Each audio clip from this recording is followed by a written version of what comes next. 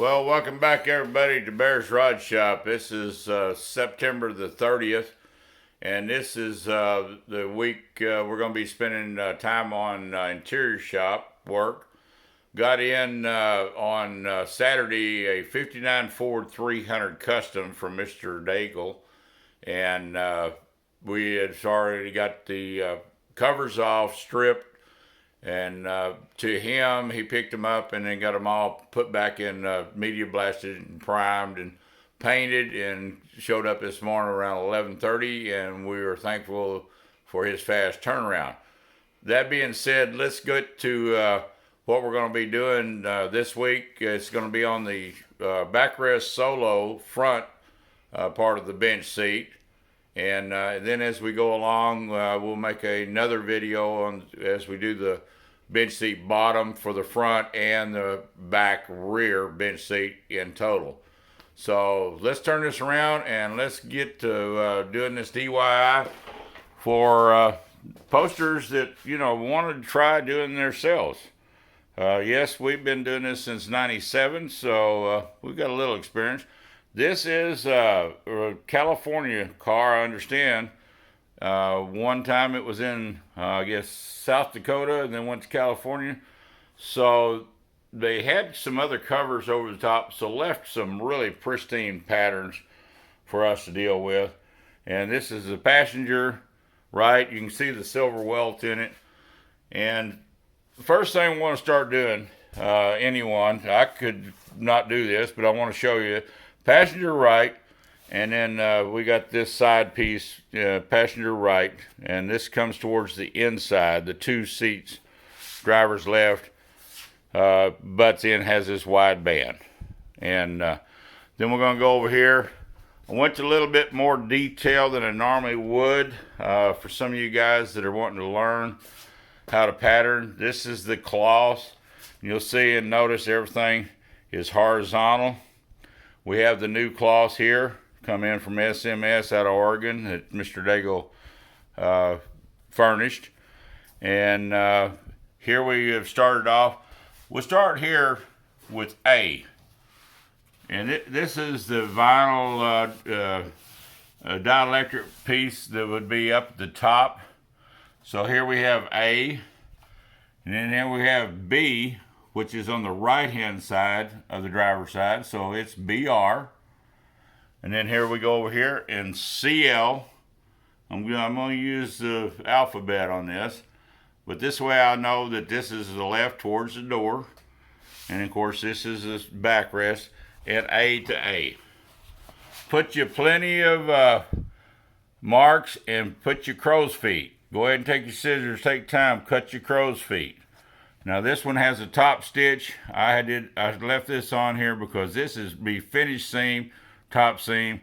Everything gets 1/2 inch seam allowance. So when this is butted up, I will, after this video, I'll probably take this back piece off, get rid of it. It bulks me up when I get ready to put it on poster or cardboard chip. And but mark your patterns good. Here's a good way I learned from a long time ago from a Mr. Sid Chavers out in California. He would say mark everything 100% and then double it. Make sure you know where you're going. So here for you DYI guys, we use 1 through 6. Then we come over here to this side and we use 7 through 10. There's no way that you can get confused unless you flip the patterned it wrong. But okay, the purple line I'll explain here, and the red dots here in just a minute on the board. This is going to have welting, and you saw the silver welting that was on there. This gets a hem. A lot of them only put a 1/2 inch. I'll do a 5/8, and then I sometimes will put a double on this.